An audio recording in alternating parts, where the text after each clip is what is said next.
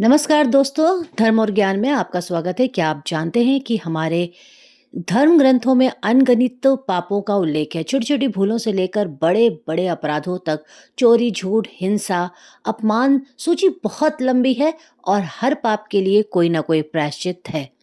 कोई न कोई क्षमा का मार्ग भी बताया गया है। गंगा में एक डुबकी, ईश्वर का एक सच्चा आंसू भरा सुमिरन या किसी संत के चरणों में सच्ची श्रद्धा और बड़े से बड़ा पाप भी धुल जाता है। लेकिन क्या हुआ अगर मैं आपसे कहूं कि एक ऐसा भी पाप है, केवल एक, जिसे स्वयं परमात्मा भी कभी क्षमा नहीं करते। एक ऐसी भूल जिसकी कभी माफी नहीं, कोई प्रायश्चित नहीं। एक ऐसा अंधकार जिससे बाहर आने का कोई मार्ग नहीं। यह सुनकर आपके रोंगटे जरूर खड़े हो सकते हैं। आपके मन में हजारों लाखों सवाल उठ सकते हैं कि आखिर ऐसा कौन सा पाप है। क्या ये ब्रह्म हत्या से भी बड़ा है? क्या ये गुरु के अपमान से भी गंभीर है? आज मैं आपको उसी सबसे गहरे और रहस्यमय पाप के बारे में बताने जा रही हूँ। ये वो सत्य है जिसे जानने के बाद आपका जीवन को देखने का नजरिया पूरी तरीके से बदल सकता है। इसलिए अपनी सांसें थाम लीजिए और अपने मन के सारे विचारों को शांत कर दीजिए और इस ज्ञान के महासागर में मेरे साथ गोते लगाने के लिए तैयार हो जाइए। आज हम इस रहस्य से पर्दा उठाएंगे जो सदियों से हमारे धर्म ग्रंथों में छुपा है।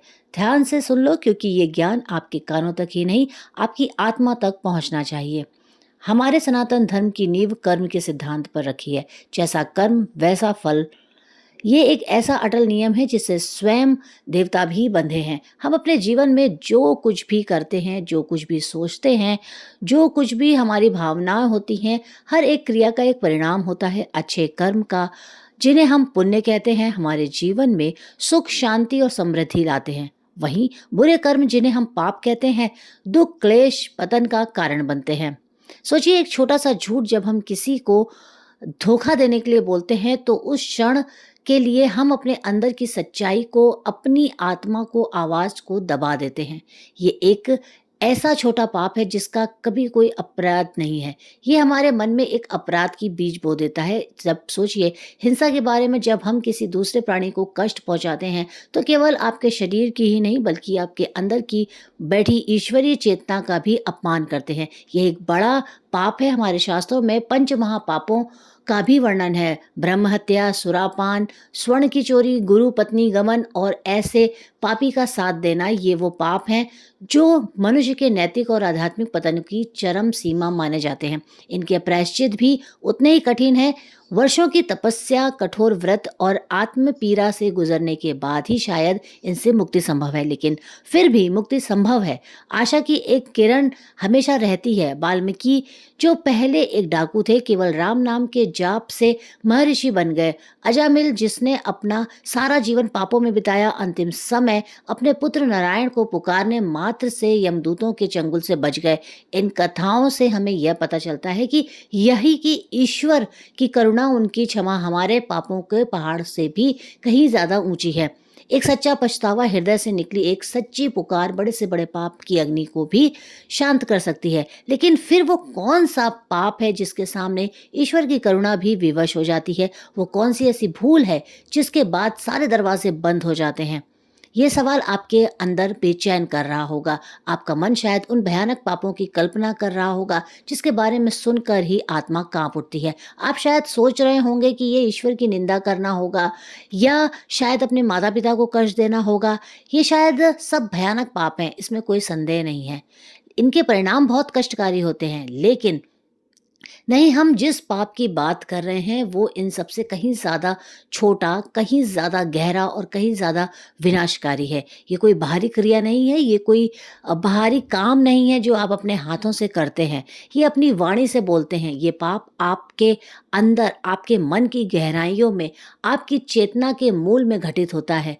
अब आपको उस रहस्य के करीब ले जाती हूँ। कल्पना कीजिए एक ऐसे व्यक्ति की जहाँ दुनिया में हर सुख सुविधा प्राप्त है, धन है, दौलत है, मान सम्मान है, सब कुछ उसके पास है, लेकिन भीतर से वो एकदम खोखला है।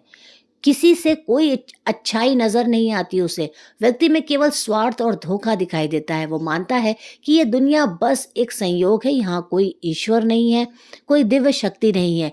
वो मानता है कि प्रेम, करुणा, दया सब केवल कमज़ोर लोगों की बातें हैं। वो अपने अहंकार में इतना चूर है कि उसे अपने आगे कुछ भी दिखाई नहीं देता। वो ना केवल ईश्वर के अस्तित्व को नकारता है, बल्कि वो उस दिव्यता को भी नकारता है जो हर क्षण, हर कण, हर जीव, हर स्वयं के भीतर भी मौजूद है। वो अपनी आत्मा की आवाज़ को सुनना ही नहीं चाहता।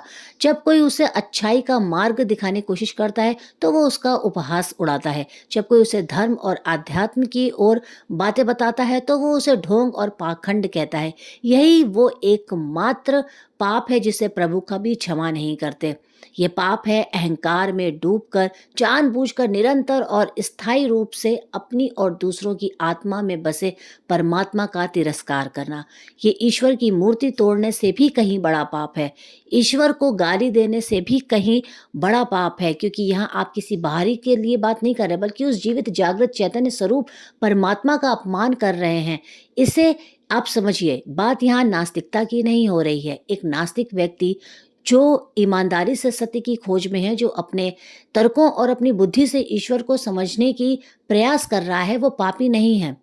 उसकी खोज सच्ची है, आज नहीं तो कल उसे सत्य मिलेगा। लेकिन हम जिस व्यक्ति की बात कर रहे हैं, वो सत्य को खोजना ही नहीं चाहता।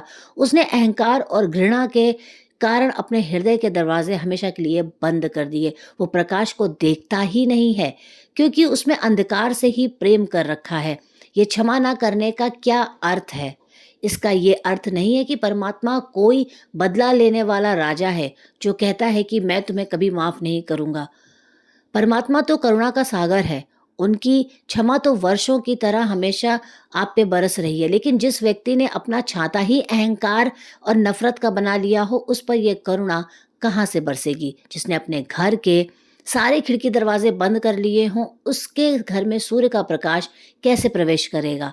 क्षमा यहाँ इसलिए असंभव हो जाती है, क्योंकि पापी स्वयं क्षमा चाहता ही नहीं। वो अपने पाप को पाप मानता ही नहीं।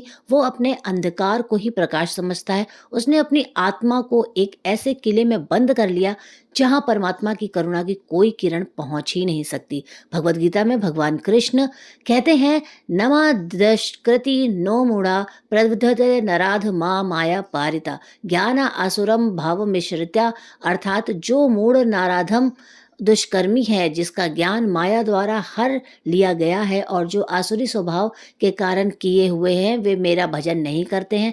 यहाँ भगवान उन लोगों की बात कर रहे हैं जिन्होंने आसुरी भाव को यानी दिव्यता को तिरस्कार कर रखा है, अपने स्वभाव में बना लिया है। उन्होंने स्वयं ही भगवान तक पहुँचने का मार्ग बंद कर दिया, तो भगवान उन्हें कैसे अपनी शरण में लेंगे? ये भगवान की कठोरता नहीं, बल्कि उस व्यक्ति का स्वयं का चुनाव है।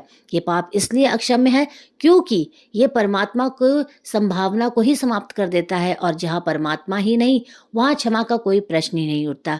ये एक आध्यात्मिक आत्महत्या है। व्यक्ति स्वयं ही अपनी आत्मा का हनन कर देता है। तो मित्रों, आज हमने उस सबसे गहरे रहस्य को जाना। वो पाप कोई बाहरी कर्मकांड या क्रिया नहीं, बल्कि हमारी चेतना की एक अवस्था है। ये अहंकार और घृणा कि वो चरम सीमा है, जहाँ मनुष्य अपनी ही दिव्यता का, अपनी ही आत्मा का शत्रु बन जाता है। ये ज्ञान हमें डराने के लिए नहीं, बल्कि हमें जगाने के लिए है। ये हमें ये याद दिलाने के लिए है कि हमारे अंदर कितनी बड़ी शक्ति, कितना बड़ा प्रकाश मौजूद है। हमें बस अपने अहंकार के बादलों को हटाकर उस प्रकाश को देखने की ज़रूरत है। हमें अपने हृदय के दरवाज़ों को खोलकर उस दिव्य करुणा को महसूस करने की ज़रूरत है, जो हर पल हम पर बरसती रहती है। कभी भी अपने या किसी और के अंदर की अच्छाई का विश्वास मत खोइए। कितनी भी बड़ी गलती क्यों ना हो, उसे क्षमा करिए, पश्चाताप करिए, खुला रख लीजिए मार्ग, ईश्वर की शरण में रहिए। अधिकार हर जीव को है।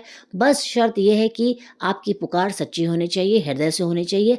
याद रखिए, सबसे बड़ा पाप अपनी आत्मा की आवाज़ को अनसुना करना है।